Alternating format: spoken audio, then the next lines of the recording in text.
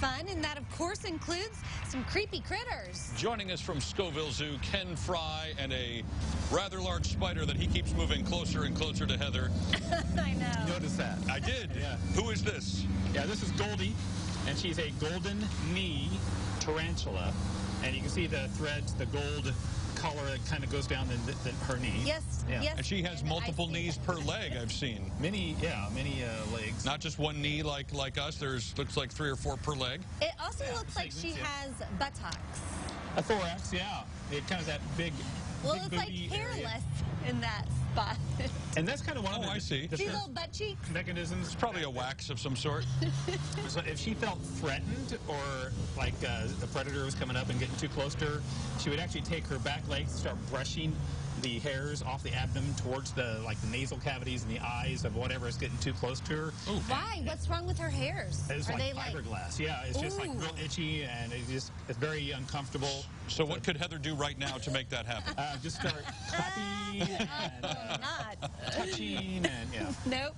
So- We're good. And she does have fangs. You know, she's not a fangless tarantula. The fangs are like right underneath her head up in this end. And If she did get irritated, she would like raise these front legs up, and that would, you'd know if she'd be getting ready to strike or she's getting agitated, and I would put her back really quick. Okay. And is she able to then inject you with something with those fangs, or is it just going to be a bite? Yeah, there's some venom that comes with it, and it's kind of like getting stung by a bee. Ooh. And so it's not. A giant, hairy, 8-legged bee. Yeah, and it'll hurt, it'll sting, but it won't kill you.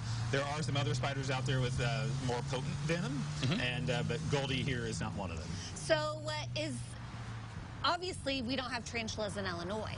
We don't, but we do have them in the United States. Down in the southern states, they do have them as some hotels in southern states, and you'd find one outside your room some night. And it's Time for a new room. Kind of cool to see. When you're in this biz, it's kind of cool to see. But if you're not in the biz, it's not that cool to see. And I've heard there's some areas in Arizona you can actually see them migrating like across highways at a certain time of night around the gas station because it's warmer in the concrete, and they just kind of go there to warm up.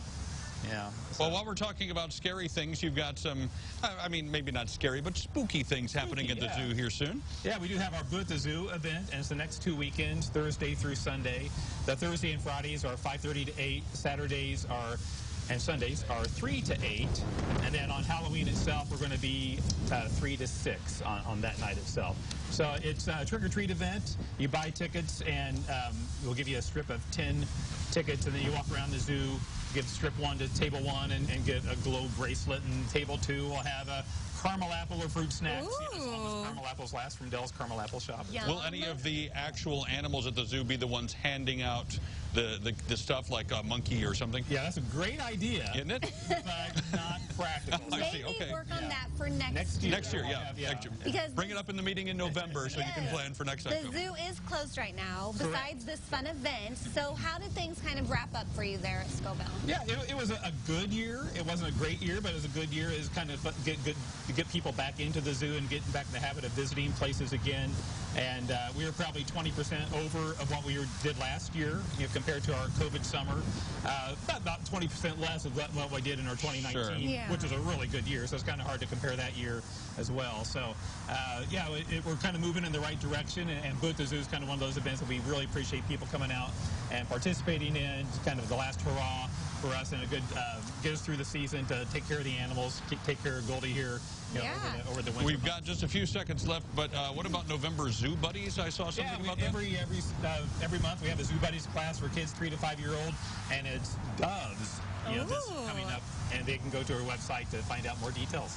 Well, hey, Joe Barlow, we saw in that clip a little bit ago, him helping you scoop the poop manure, out of that thing. So I'm sure that was a good time. It was. It's funny.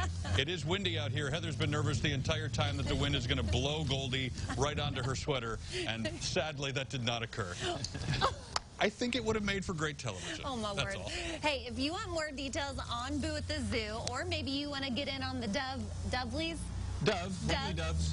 lovely doves, we'll have that on our Facebook page, so go check it out. It's time for